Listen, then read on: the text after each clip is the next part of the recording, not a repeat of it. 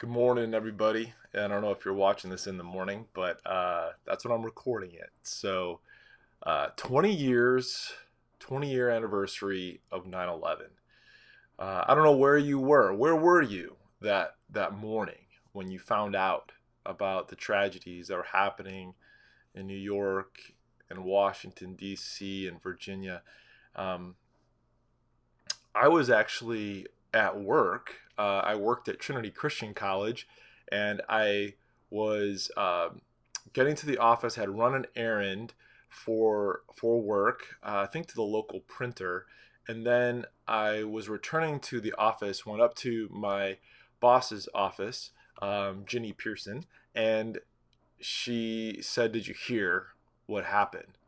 And she told me, just basics of what had happened because it just had happened. She didn't know a lot.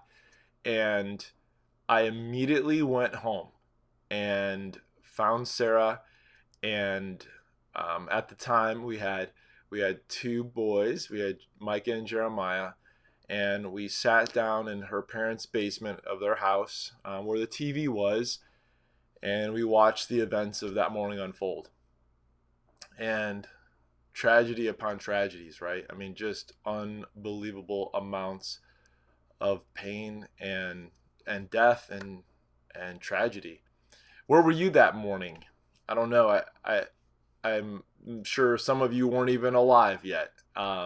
You weren't born yet, but many of you'll remember exactly where you were that morning.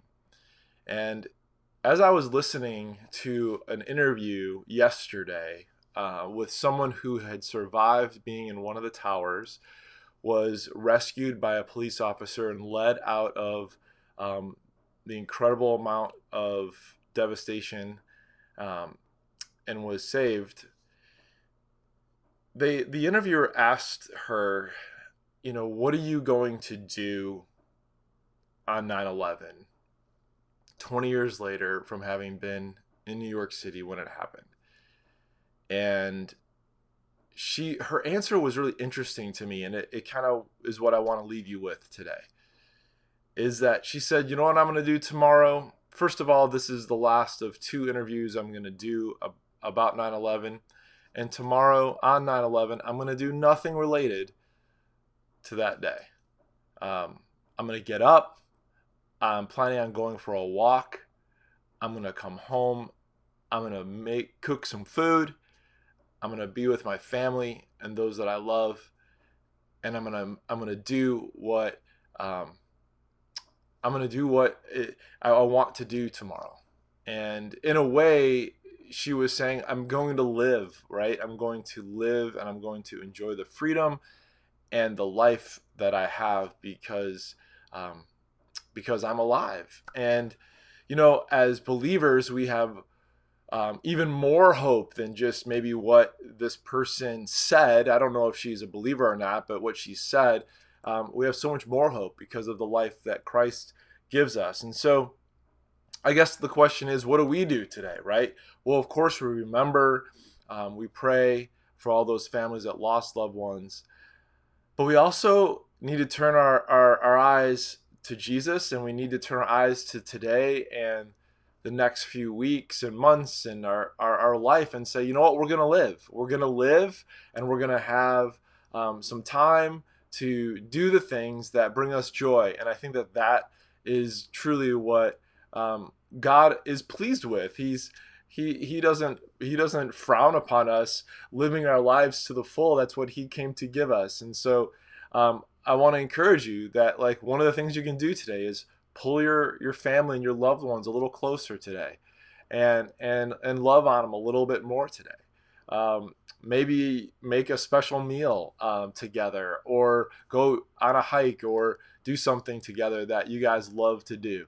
Um, I don't know what you're going to do, but Sarah and I are going to spend the day together, and we have some different things that we have planned. Um, we have one that's on their honeymoon, and one that's at a volleyball tournament, and one that's working, and one that's going to hang out with us probably. But I also want to encourage you to think about the ways and the opportunities that you have to do life together with your second place family, and invite you out to tomorrow, which is our gathering, our combined worship gathering that's going to be in Monee. We're going to be serving a free pancake breakfast tomorrow starting at 9. And then at 11 a.m., we're going to have our worship service together with 4 other churches. And it's going to be a great time. And so I'll put the address to that location in the description of this video, and as well in the email that I sent out with this. And I would encourage you to come out and to just be with others and to worship with others and with your family.